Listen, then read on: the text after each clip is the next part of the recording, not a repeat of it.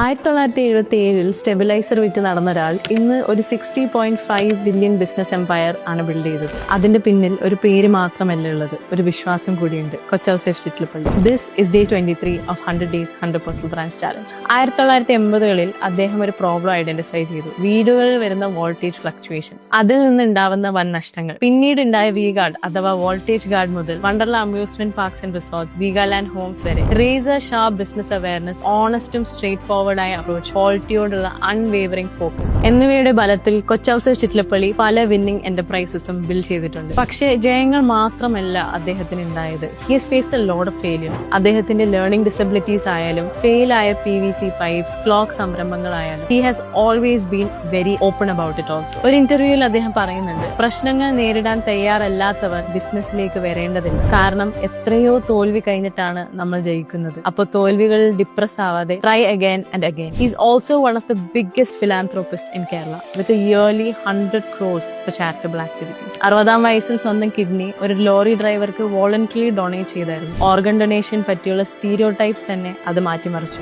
ഒരു personal brand എന്നത് നിങ്ങളുടെ വിജയങ്ങൾ മാത്രമല്ല, അത് നിങ്ങൾ ഉയർത്തിപ്പിടിക്കുന്ന മൂല്യങ്ങളും കൂടിയാണ്. ഇന്ന് വീഗാർഡ് എന്ന് കേൾക്കുമ്പോൾ മലയാളികളുടെ ഉള്ളിൽ ഒരു ഉറപ്പ് വരുന്നുണ്ടെങ്കിൽ അത് പ്രൊഡക്റ്റിന്റെ ഗുണമേന്മ കൊണ്ട് മാത്രമല്ല, അതിന്റെ പിന്നിലുള്ള മനുഷ്യന്റെ ഇന്റഗ്രിറ്റി കൂടിയാണ്. Because products can be copied, its founder cannot.